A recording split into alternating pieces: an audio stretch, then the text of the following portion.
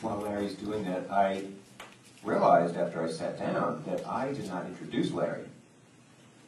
Not much anyway, usual biographical type information. So I'll interject here that Larry was born and raised in the Bronx. You may detect a little accent there. He grew up in an Orthodox Jewish family. His father was a founder of a storefront synagogue there. He told you about moving to Baltimore in 1958. And in his early 40s, Larry went to night school at University of Baltimore Law School and became an attorney. But that's jumping ahead a little bit, so I'll hand the mic back to him now that he has his cough drop. I hope we don't have too many interruptions with my cough. So we had decided to select lawyers or industry that could offer a lot of jobs. We weren't interested on a one-on-one because the amount of time you spend negotiating to make changes, it's almost the same thing. You just spend a lot of time and energy.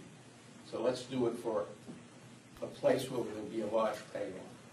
So we decided on the commercial banks. The reason why we decided on them is you go into a commercial bank and you hardly ever see a white face, black face, excuse me, behind the counter. Only white faces.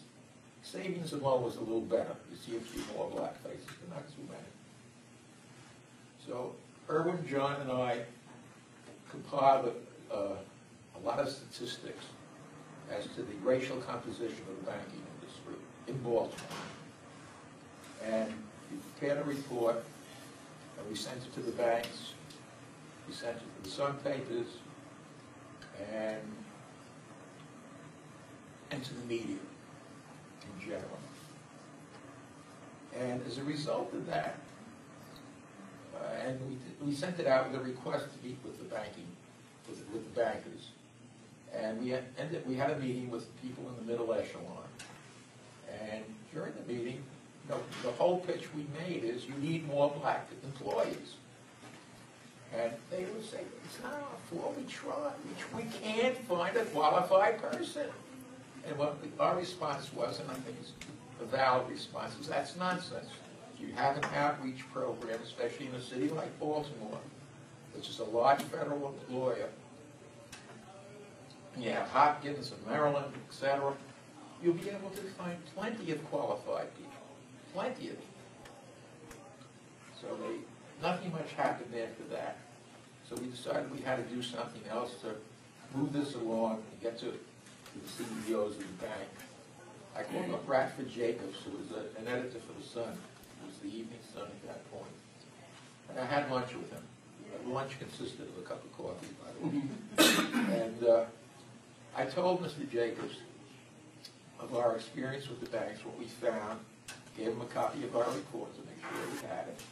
And I told him that we're going to have a demonstration at the corner of Redwood Street before the Maryland National Bank building, and we're going to tie up the city.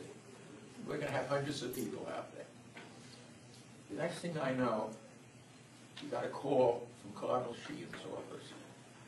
And Cardinal Sheehan set up a meeting between us and the banking industry. We went to the meeting, and by the way, we were delighted that Cardinal intervened. We went to the meeting, and the CEOs of all the commercial banks were there. And John, Irwin, and I were there. And we went through the whole litany of no black supervisors, hardly any black tellers, hardly any this, hardly any that. You have to do something about it. You have to have a workforce which reflects the racial composition of the city. And they agreed. And Cardinal set it up so that the Baltimore City Human Relations Commission would get reports from the banks on a periodic basis, and in effect monitor the progress the banks will be making. Success. The meeting was over. We figured we had it made. The next thing we know, there's a big story in the Baltimore Sun that the Baltimore Human Relations Commission had a meeting. We weren't invited to the meeting. And at that meeting, they said that we refused to meet with Cardinal Sheen. We were insisting upon rigid quotas for the workforce. And the implication was, why the hell did we have to prepare a report? I mean, obviously we must be hiding something if we're not reporting the results of that meeting. So we had to respond to that. Now, what's the best way to respond? You had an organization made up of volunteers. Some are patriots, all of us, especially the white volunteers. I mean, we could come and go at will.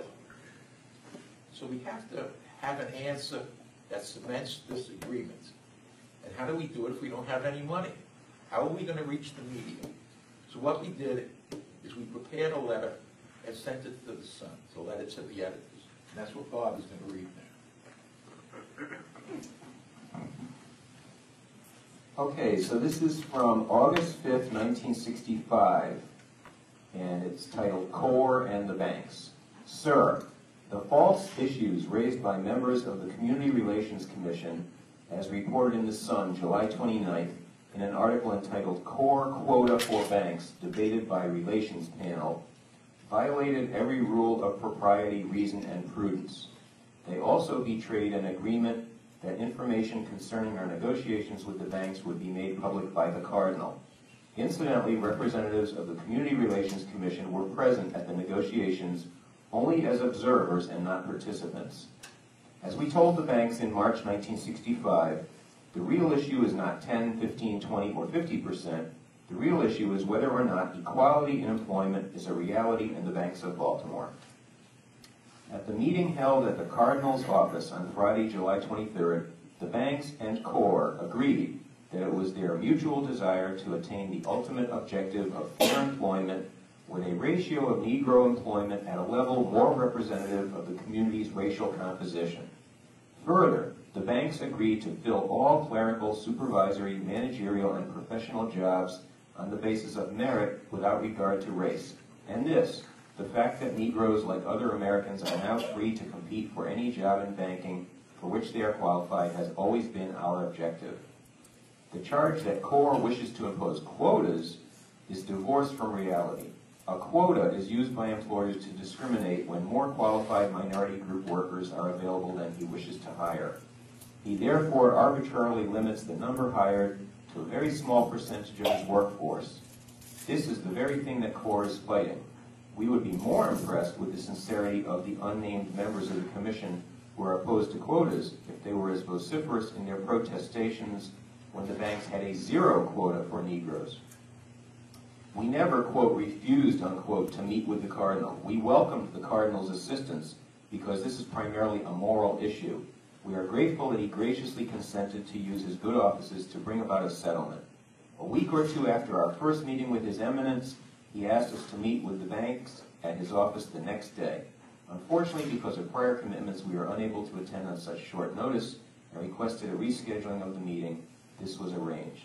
We wish to publicly acknowledge the Cardinal's efforts in helping us achieve an agreement with the banks. The banks state they wish to implement this agreement in the spirit as well as the letter of the law. We are confident that if they do, the democratic ideal will become a reality to all of our citizens, black as well as white. As Americans, we cannot settle for less. Signed, John Burley, Employment Chairman, Baltimore Chapter of Core. Thank you, Bob. I think that case really illustrates the importance of getting men and women of goodwill involved.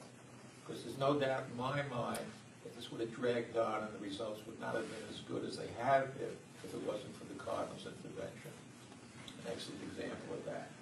And in addition, it's also an example, well, how do you proceed when you don't have an organization or even a single employee who's contacted you and asked for help? There were no blacks there.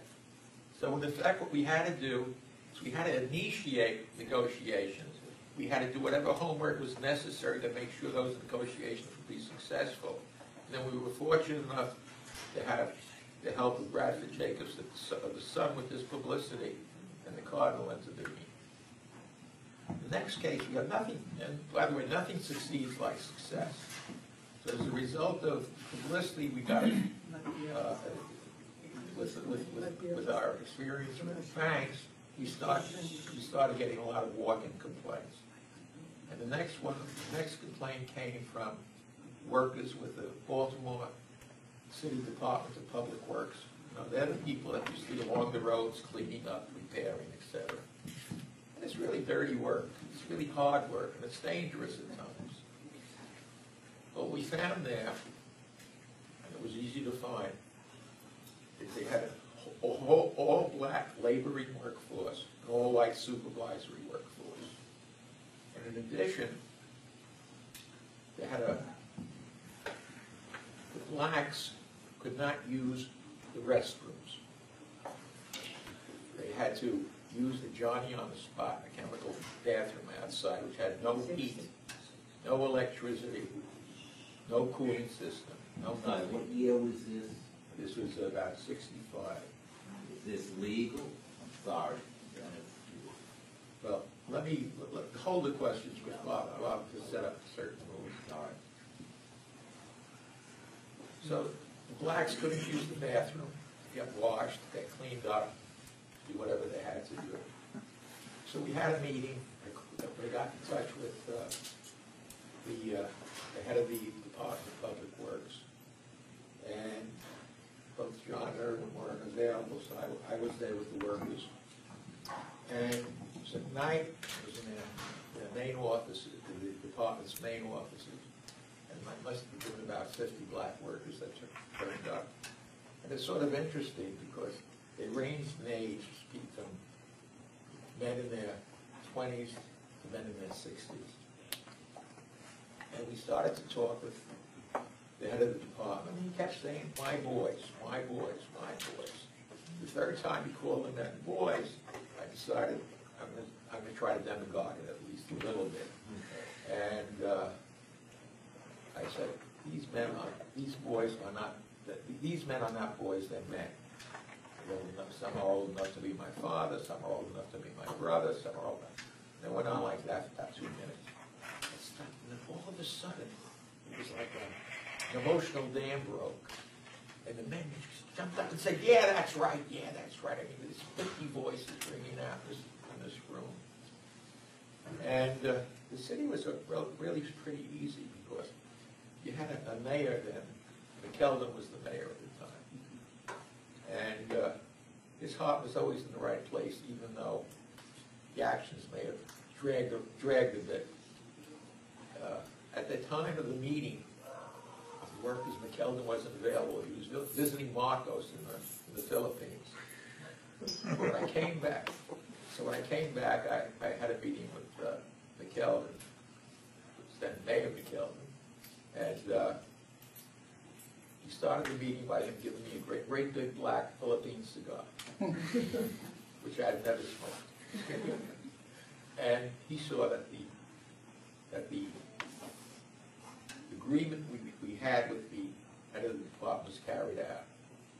But you know, another thing you have to remember with this, as I said before, we're like summer patriots. We come and we go. The workers cannot rely on us to be there to represent them all the time, or even most of the time. It's like hit and run, you're in and you're out. Because don't forget, not only were we volunteers, we had to work for a living. We had our own lives we had to continue. So you really didn't have that much time. So what we tried to do whenever we went into a situation like this was to develop an organization within the workers themselves. And there was a young man by the name of Jim Claxton who organized the workers for us. He worked there. He organized the workers, and he set up the organization, and they were able to represent themselves with some power, with some force, and with a lot of validity.